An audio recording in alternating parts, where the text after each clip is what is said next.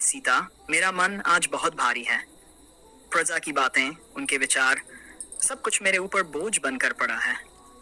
मैं जानता हूँ कि तुम निर्दोष हो, पर प्रजा का विश्वास, उनका धर्म मेरे लिए सर्वोपरि है। भाई और प्रजा की बातें, क्या उन लोगों की तर्कहीन बातें तुम्हारे प्रेम से अधिक मूल्य रखती हैं? यदि प्रेम और विश्वास ही धर्म होता, तो मैं तुम्हारे साथ रहकर भी शांति पा सकती थी। राम ने धीरे धीरे कहा, सीता, धर्म और मर्यादा का मार्ग आसान नहीं होता। मैं राजा हूँ। मेरे निर्णय केवल हमारे निजी जीवन तक सीमित नहीं हैं। प्रजा के हृदय में संदेह और असंतोष का बीज न पनपे, इसके लिए मुझे कठोर निर्णय लेने होंगे। सीता ने राम की बात सुनी, उनके शब्दों में प्रेम और करुणा का मिश्रण महसूस किया, पर उन्हें समझ भी आ रहा था कि यह निर्णय किसी का दोष नहीं, केवल कर्तव्य का पालन है। यदि तुम्हें ऐसा करना ही है तो मुझे समझ है, परंतु क्या तुम मुझे केवल प्रजा के लिए छोड़ रहे हो या स्वयं को भी इस दुख से बचाने के लिए? राम ने आंखें झुकाईं। सीता, ये केवल प्रजा और राज्य के लिए नहीं है, ये हमारे धर्म का पालन भी है। मेरे मन में तुम्हारे प्रति अपार प्रेम है, परंतु राजधर्म और व्यक्तिगत सुख में अंतर है, और इस अंतर को मैं नहीं मिटा सकता।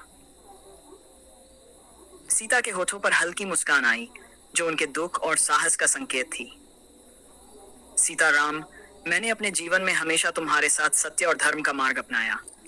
अब भी मैं तुम्हारे निर्णय को स्वीकार करूंगी, परंतु एक शर्त है, तुम मुझे वन में भेजो, पर वहां भी तुम्हारे नाम और प्रेम का आभास मेरे जीवन में रहेगा। राम ने अपनी आंखों में आंसू भरे। उन्होंने सीता का हाथ थामते हुए कहा, सीता, तुमने हमेशा मुझे संभाला, मेरे मन को शांति दी। अब मैं तुम्हारे इस साहस और धैर्य को सलाम करता हूँ। वन में भी मैं हर समय तुम्हारा साथ सोचूंगा, तुम्हारी सुरक्षा के लिए प्रार्थना करूंगा। सीता ने धीरे धीरे सिर झुकाया और अपनी चोटी के बाल संजोते हुए कहा, मैं जाती हूँ प्रिय राम, पर मेरी आत्मा तुम्हारे साथ है। मेरे गर्भ में जीवन है, जो तुम्हारी प्रतिज्ञा और मेरे धैर्य का प्रतीक बनेगा। राम ने गहरी सांस ली और अपने हृदय के हर भाव को शब्दों में व्यक्त करने का प्रयास किया। सीता, यह निर्णय मेरे लिए सबसे कठिन है, परंतु धर्म का मार्ग हमें इसी ओर ले गया है। वन में सुरक्षित रहो और याद रखना, हमारी आत्माएं हमेशा एक दूसरे से जुड़ी रहेंगी। विदाई का क्षण आया। अयोध्या की गलियों में जैसे समय थम गया हो। सीता अपने वाहन पर बैठी और राम ने हाथ उठाकर उन्हें अंतिम बार प्रणाम किया। दोनों की आंखों